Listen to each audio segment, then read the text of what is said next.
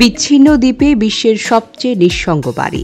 চারিদিকে নীল জলরাশি, সমুদ্রের মাঝে যে খাড়া দ্বীপটা গড়ে উঠেছে তার উপরে একাকী দাঁড়িয়ে সাদা রঙের বাড়ি।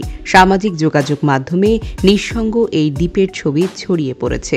বাড়ির দূর দূরান্ত পর্যন্ত আর কোনো বাড়ি নেই, এমনকি মূল ভূখণ্ডের সঙ্গে কোনো যোগাযোগ নেই। ছবির মতো সুন্দর এই বাড়ির মালিক কে? এই নিয়ে প্রশ্ন নিশ্চয়ই আপনার মাথায় ঘুরপাক খাচ্ছে। চলুন না জেনে নেওয়া যাক বিশ্বের সবচেয়ে নিঃসঙ্গ বাড়ির সম্পর্কে। সমুদ্রের বুক চিরে যে খাড়া দ্বীপটা গড়ে উঠেছে তার নাম হলো অ্যালিটে। এটি আইসল্যান্ডের দক্ষিণে অবস্থিত।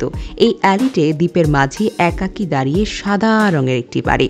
ওয়েস্ট মানাইয়ের আর্কি পিলাগোর বিচ্ছিন্ন অংশ এলিটে দ্বীপে। আজ থেকে প্রায় ৩০০ বছর আগে এই বিচ্ছিন্ন দ্বীপে মানুষ বাস করত। তবে মাত্র ৫টি পরিবারের বাস ছিল।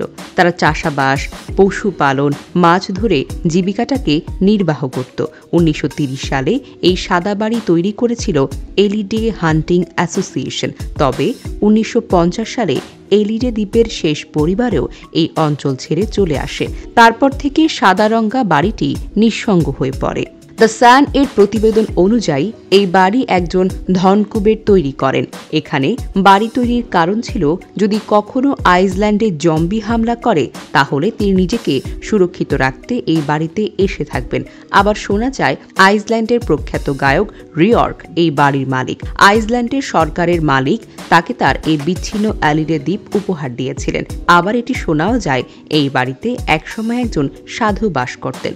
তবে এর মধ্যে কোনটি সত্য আর কোনটি মিথ্যা তা কেউ জানেন না।